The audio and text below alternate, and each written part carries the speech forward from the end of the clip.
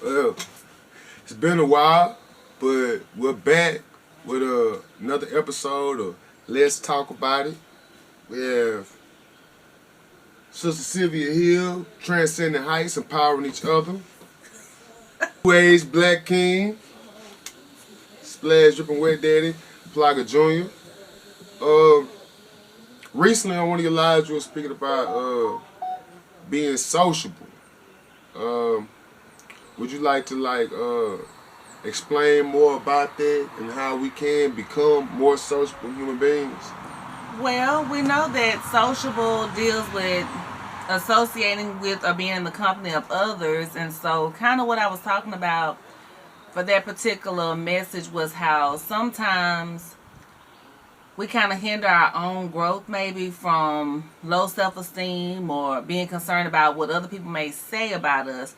And so, we may refrain from interacting with others that we don't know, or we feel as though there's nothing that we can bring to the table in these interactions. But I've learned that once we truly allow the Lord to lead and guide our steps, He begins to, I think I called it a shell, He begins to break the shell for us. And so then we're able to start interacting with others, be more sociable, and we can learn and grow. And so it's kind of like a give and a take, because we can give information that we have that may be beneficial to others, and then in a sense, I say take, but basically they're reciprocating it. So being sociable, stepping out of those shells, those comfort zones, and recognizing that we all have something to bring to the table. When I think about sociable, I think about, I guess that being like root word, also the society, and also association. Mm-hmm.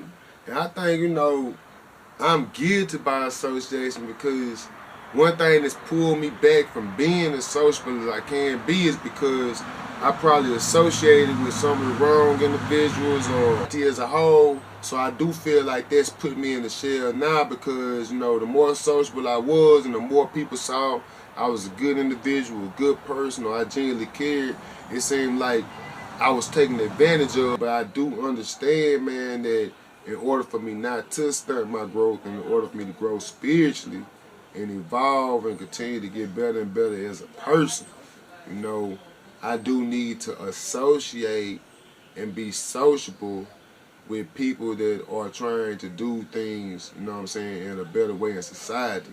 So it's like, man, I'm completely starting back over, completely fresh from, probably from 21 up until probably 30. I feel like, man, I done made a lot of, decisions, sociable decisions that I probably shouldn't have made. You get what I'm saying? Yeah, I definitely get what you're saying, and so I'm glad that you brought that up, because I definitely don't want to give off the impression I'm saying, oh, just go out there and just be sociable with everybody. I mean, I treat everybody with respect, because guess what? I deserve and want to be treated with respect. So we all deserve, respect. I believe that the closer that we really assess our surrounding and our environment, that includes the people that are closest to us, then we begin to discern, as you say, well, maybe sometimes we're not a good fit with people or to be around them. So I'm not saying like you just go out there and be like, hey, I'm just going to do all this and do all that with people that may actually be doing things that could harm you, and harm themselves. But I'm saying it is a growth process, because a lot of times when I used to withdraw and just kind of stay to myself, I was missing out on so many opportunities. Right. So many opportunities. So you're sitting back and you're wondering, why am I still in this same position right here? But a lot of it, like you say, whether it's spiritually or whatever, we learn and grow from others. We're all different and we all make mistakes. So like you say you go back to like 21, and I can say even my early adult life up until probably about 35, 36, I made a lot of bad choices because I always have looked at the potential in people. The potential, even if the truth came and slapped me in my face that this person right here just has shown over and over again that they mean no good. Now I'm not gonna go out my way to do anything, bad towards them or talk bad about them. Then you separate, you withdraw. We've kind of talked about that before, and then we've also talked about how sometimes when people are removed or things are removed, guess what? He replaces. Right. He replenishes. So I definitely get where you're coming from. I think most of us go through a kind of starting over phase, or as he's working on us and more is being revealed to us, even about like, what am I sending off? Mm-hmm. What kind of message am I sending off that is attracting certain people to me in a sociable manner that may not be in my best interest, you know? And sometimes you inadvertently, both people or however many people that are socializing can actually be harming each other if we're holding each other down, if we're influencing each other like in negative ways, you know what I'm saying? So I definitely agree with you that it's a process. And then a lot of times, just like in therapy, we reassess several times because you might get to a certain point, then more information comes about. Same thing with this sociable concept is that over time changes may happen, it may take place. We may realize there's something different we need to do, or maybe we do need to change our social setting some for growth. Right, definitely. So I mean, yeah, that right there is a thing that has been kind of hindering me, and I've probably been hindering myself. I ain't no problem to it because, I mean, spiritually, consciously, subconsciously, unconsciously, I've been pushing people away for, I want to say at least 3-4 years now. Like, yeah, man, I've been had an attitude. You know, I've been some type of way because, like I said, and this is something, man, that need to be sociable, need to be spoken out about too. Is, man, the way we gotta be conscious the way we treat good people that's around us, man. Cause my question to you is, how do we balance? How do we bridge the gap? How do we, you know what I'm saying? We're going to be faced with negative people. We're going to be faced with positive people. We still have to associate with negative people, even at our jobs and everything like that. Okay, basically, I mean, she's, you know, a therapist. So even with these Let's Talk About It episodes, a lot of times I want her to kind of enlighten the everyday average person because we're all going through things at work. If you're in school and enrolled in school, if this is a young person that's watching this, you may be going through different things at school. You know, trying to be in the in crowd or just trying. Hey, man, hold on real quick, everybody. I apologize to everybody. We are back. We had a couple, like, it was horse flies flying around, bees, dogs running across the screen, so it was kind of distracting. And we're trying to get a message and a point across. I think what I was actually speaking on before all the flies and everything started flying around was basically how do we balance in the society? How do, you know, you stand firm and let people know, man, look, I ain't playing. I'm not playing with you. And then how do you still be friendly is such a, man, I don't really like to use that word friendly, but how do you be sociable? Sociable, man, instead of being an anti-sociable human being in today's society. Because, man, I don't be feeling like talking to nobody. Yes, you all, please forgive us. It was like we had the attack of the horseflies, and like my brother said, there was a dog running across the yard, a bird was like chasing the dog, so it was a lot going on. But right before we had to do that break, you were elaborating like you always do. I just love my brother so much about, you know, with me being a therapist, want me to just share some insight. So when I come on these, let's talk about it, I'm coming more from, I would say, a Christian standpoint, just every day asking the Lord to work on me and to reveal things to me and then shedding that light to others, because as I was explaining to him, even in therapy, there's no one-size-fits-all approach. So what may work for you may be completely different for me. So how do we balance? We know that no matter how positive we try to be sometimes, hey, negativity presents itself. Am I correct? We all have different personalities, right. Different backgrounds. Something that may come off as offensive to you, to me, it may not even really bother me, right? Yeah, so what I always remind myself and try to encourage others that I'm working with is to remember that we are each held accountable for how we react or respond in various situations. So with that being said, even working with young people, a lot of times the way how a person was brought up, they may have been brought up that this is how you interact in social situations, or you have to come out as aggressive to get your point across. We've talked about a template before, and you even said about being sociable towards our young people or teaching them. So as templates, we can even show them how you can interact with people that you have differences from, still respect each other. And I do agree, like you said, that a lot of times it seems like people that are really, really humble, I guess you could say, I don't remember the words you used earlier because we've had so many attacks on us while we've been out here by these horseflies. But people will come at you sometimes in a way, and you're wondering like, well, what did I give off? What makes a person think that it's okay to talk to me in this way? So I've often had to learn to pray. You asked about balance. First of all, I have to pray constantly that the Lord works on me, because every day is a journey for all of us. I don't care how nice we are or try to be, or how positive we try to be. Every day you are faced with something if we just keep it real. Right. So I have to ask the Lord to work on me. Work on me. Work on how I react or respond to the situation. And then I also have to remind myself, I don't know what other people are going through. That doesn't mean that I'm justifying if somebody comes at a person sideways, but you never know. And so a lot of times we used to learn killing with kindness or whatever and stuff like that. So sometimes just our genuineness, our smile, us being approachable, you never know, that may really impact somebody in a positive way to actually, kind of calm themselves down or whatever, where you actually can communicate.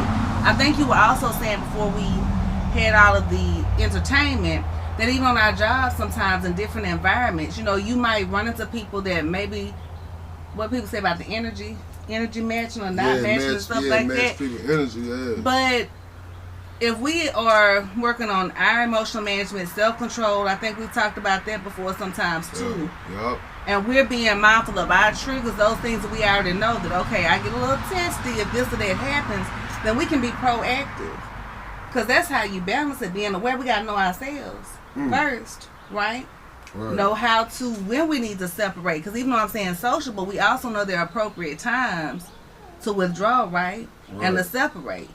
So it's like that. That's part of the balance too. If I'm not in my best self, and I know that the least little bit of thing is gonna set me off, then that's when I need to pull back. And that works for me. Me pulling back, taking some deep breaths. Me talking to the Lord. Right. I mean, it's scary to me, man. It's spooky. It's spooky. And that's the thing, man. I feel like the devil kind of know me too, man. The devil know me good. You know what I'm saying? God knows me well, great. You know what I'm saying? The God created me, but the devil knows me well. So it's just like, man, in the heat of the moment, and then it's people, man, it's like they don't even know, like they possessed by a demon to get them hurt and then flee from them. It's spooky because, man, when I'm in that mode and I'm mad or whatever, I feel like somebody playing with me, you know what I'm saying? I have to lash out. And it feels good. I'm talking about it feels so good at the time. But then, like, later on, I ain't gonna lie, like, 30 minutes, an hour, next day or whatever, I feel like a damn fool. Like how you said a while ago, I mean, you're definitely right, man. I mean, we got to pray without ceasing. We got to really establish in our mind, man, matching energy. A lot of these new school sayings that everybody coming up with, and everybody decide, man, to ride the wave and follow the trend, man. Wide is the road that'll lead to destruction, death to hell. We got to try to focus and stay on the narrow road. So like I said, I'm guilty, man. Man, I know deep down inside, man, I'm about to face consequences. And when do we, not just me, it's us, when do we, man, get back to the true religion, the true spirituality, man, or doing what's right, what we feel is right? It may seem boring, it may seem like, man, you know what I'm saying, what am I doing this for, or whatever, but man, you're absolutely right, man. We got to, I got to do better. I like how you said that too, how you have to, tell God to work on you. Man, get going a little bit into that, like, how was your healing process to get through, this, that, third, and the fourth? Well, once again, so passionate. When you get on that, I'm telling you, when it hits you, you get keyed up, you get fired up, you get fired up. So one of the things I do want to say, I think I've been very, very transparent with those that I have been growing with, those that have been with me throughout the Facebook Live journey. And I'm not just going to say Facebook Live journey, because sometimes I am doing pre-recording now too, because now that the summer schedule has kicked in or whatever, I have a lot of other responsibilities with my boys and stuff like that. And then sometimes I'm just gonna be honest with you. I think Facebook, they've caught my pattern. So sometimes being consistent can be a good thing, sometimes not so much, because more and more I'm noticing where like songs are getting blocked or they're not allowing me to do different things. But anyway, no, I have not had an easy life, but I do realize that there are some others that have probably had even more crisis situations or struggles going than I've had myself. But what helps me is what I always go back to, is when I really got to the point where I truly began working on my own personal relationship with the Lord, my own. Because a lot of people can tell you about their experiences with the Lord, and don't get me wrong, very empowering. But it's nothing like when you actually begin developing and surrendering, saying, Lord, I know there's more to life for me than just this. Lord, what would you have me to do? Lord, please heal me, Lord.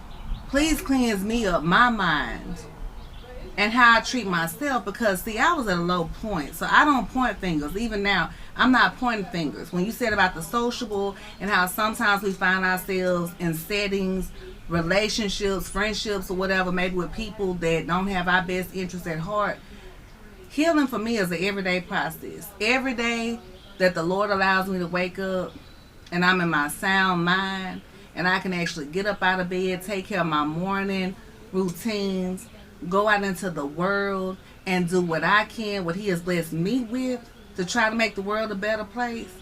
That's what keeps me going. Love is what has kept me going. His faithfulness is what has kept me going. Nothing that I have accomplished, until a lot of people, maybe I haven't accomplished much. And I'm not talking about materialistically. I'm talking about spiritual growth. I'm talking about mentally healthy, emotionally somebody healthy. Was taking notes. Basically, you start focusing on that of the world, whether it's negative, whether it's people, whether it's hate or whatever like that, and you basically just start focusing and channeling in on God and your relationship with God and what you can do better to please God.